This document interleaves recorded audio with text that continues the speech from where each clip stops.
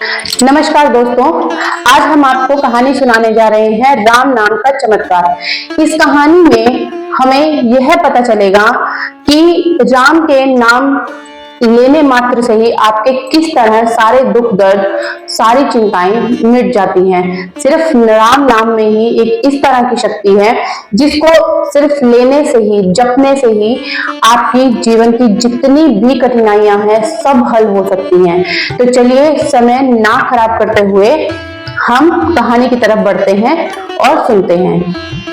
एक गांव में एक साधु रहता था। वह दिन रात राम नाम का जप किया करता था। उसकी कुटिया के पास में ही एक व्यक्ति का घर था। वह एक दिन उसके ढोलकी बजाने से, साधु के ढोलकी बजाने से और राम नाम जपने से तंग आकर उस साधु की कुटिया में जाकर बोलता है कि तुम्हें कोई काम धंधा है या नहीं, हमें तो कमाने खाने जाना पड़ता है, तो आपकी ढोलकी की वजह से मैं सो नहीं पाता हूँ, तो आप जरा इसको कम करिए। तो साधु ने कहा कि राम नाम के जप में बहुत आनंद आता है, आप भी जप कर देखिए। तो वह व्यक्ति खींच कर उन्हें बोलता है कि अगर मैं राम नाम जपता हूं तो क्या तुम्हारा राम मुझे खाने को देगा? तो वह साधु बोलता है कि मुझे तो खाने को दे ही रहा है और मुझे ये भरोसा है कि अगर आप भी राम नाम जपेंगे तो आपको भी खाना राम दे ही देंगे।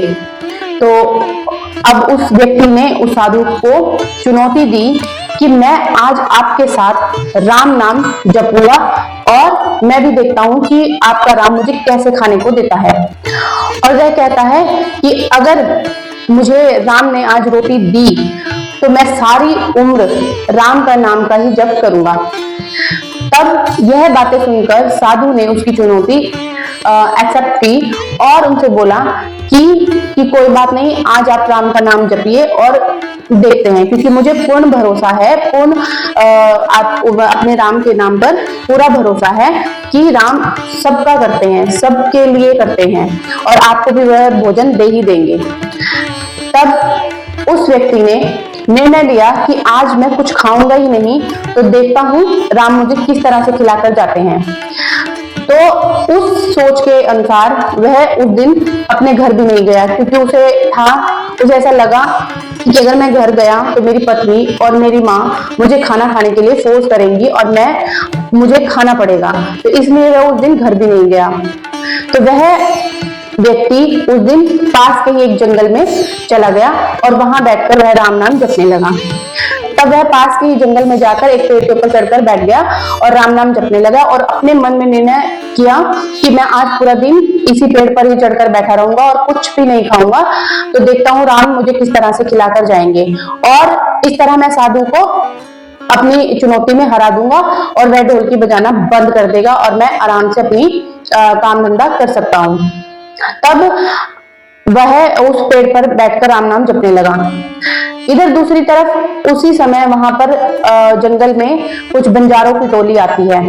अब वो वहां पर रुके और उन्होंने सोचा, उनके सरदार ने कहा कि पहले हम यहाँ पर खाना बना लेते हैं खाकर और फिर यहाँ से प्रस्थान करेंगे। तो वो वहां पर खाना पकाते हैं। सारे बंजारों की जो टोली होती है वो उन्होंने वहां पर खाना पकाया। इतनी देर के बाद ही उन लोगों को किसी ने सूचना दी कि पीछे से डाकुओं की टोली आ रही है।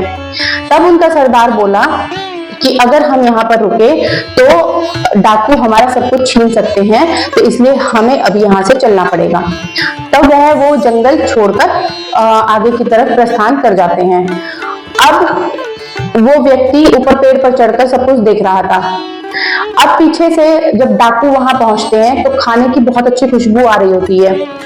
अब उसमें से एक डाकू बोलता है कि यह खाना तो बहुत ही स्वादिष्ट लग रहा है, लेकिन ये बनाया क्यों किसी ने, और बनाया तो फिर खाया क्यों नहीं। तब उसमें से एक डाकू की नजर पेड़ पर जाती है उस व्यक्ति के ऊपर। तब उन्होंने उनको नीचे आने के लिए आदेश दिया। तो वह व्यक्ति नीचे आता है और फिर वह बोलता है कि यह खाना तुमने बनाया है। तब वह व्यक्ति मना कर देता है कि यह खाना मैंने नहीं बनाया है। तो बोला कि ये तुमने हमें मारने के लिए बनाया है कि हम खाएं और मर जाएं। तब वह व्यक्ति बहुत मिन्नतें करता है कि मैंने यह नहीं बनाया, यह बंजारों ने बनाया है। और जैसे ही उनको आपके आने की सूचना मिली, वैसे ही वो ये खाना छोड़कर चले गए। लेकिन डाकुओं के आगे उसकी एक भी नहीं चली और उन्होंने उनको जबरदस्ती उनके सिर पर बंदूक रखकर और उनको वह खाना खाने के लिए कहा। डाकुओं ने उस व्यक्ति को खाना खाने के लिए कहा कि हमें चक्कर बताइए, खाकर दिखाइए कि इसमें जहर नहीं है। अब वो बहुत मना करता रहा, लेकिन डाकुओं ने कहा कि अगर तुमने ये खाना नहीं खाया तो हम तुम्हें ये गोली से मार देंगे।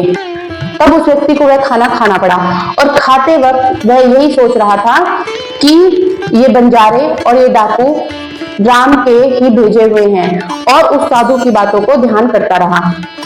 तब वह खाना खाकर अब डाकुओं ने उसको छोड़ दिया क्योंकि उसके अंदर जहर नहीं था। अब वह व्यक्ति उस साधु के पास जाता है और सारी अपनी कहानी उनको जाकर बताता है। तब वह साधु के पैरों में गिर जाता है कि मैं राम के नाम को मान गया, राम के नाम के चमत्कार को मान गया। उस दिन से वह व्यक्ति राम के नाम साधु से भी बड़ा एक राम का नाम जपने वाला बन गया। तो इस कहानी से हमें पता चलता है कि राम का नाम जपने से कैसे जीवन की सारी कठिनाइयां दूर होती हैं।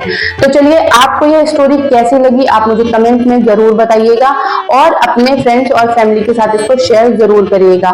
मिलते हैं एक नई वीडियो के साथ, तब तक के लिए धन्यवाद।